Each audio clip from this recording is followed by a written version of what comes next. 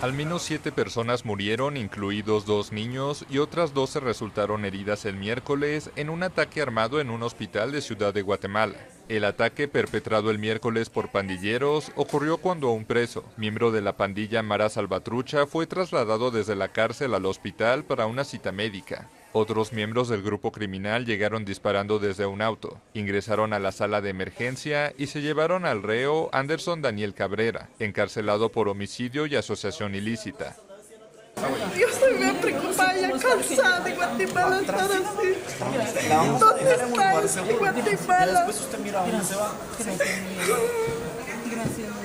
El director de la Policía Nacional Civil informó que 5 de los pandilleros fueron capturados, pero que el reo trasladado al hospital no fue localizado.